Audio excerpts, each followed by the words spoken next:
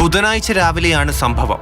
പോത്തൻകോട് പന്തലക്കോട് സ്വദേശി സരോജിനി അമ്മ വീട്ടിൽ മുറ്റമടിക്കുന്നത് കണ്ടാണ് മോഷ്ടാവ് എത്തിയത്. ബന്ധുവെന്ന് പറഞ്ഞ് കുശലം പറഞ്ഞിരുന്നു. വീട്ടിൽ മറ്റാരുമില്ലെന്ന് മനസ്സിലാക്കിയ മോഷ്ടാവ് ചായ ആവശ്യപ്പെട്ടു. ബന്ധുവെന്ന് തെറ്റിദ്ധരിച്ച സരോജിനി അമ്മ ചായ എടുക്കാൻ പോയ തക്കത്തിന് മോഷ്ടാവ് മുറിയിലെ അലമാരയിൽ സൂക്ഷിച്ചിരുന്ന 1 പവന്റെ സ്വർണമാലയും മൊബൈലും എടുത്ത് സ്ഥലം വിട്ടു.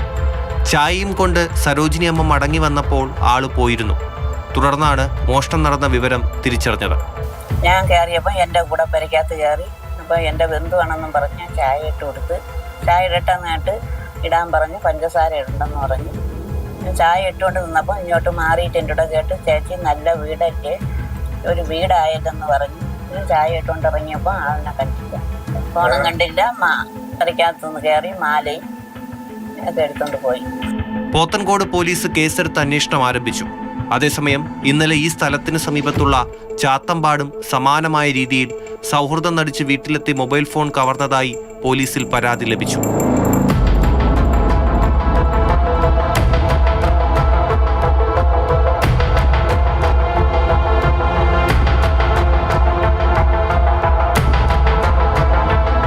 മാതൃഭൂമി ന്യൂസ്, തിരുവനന്തപുരം.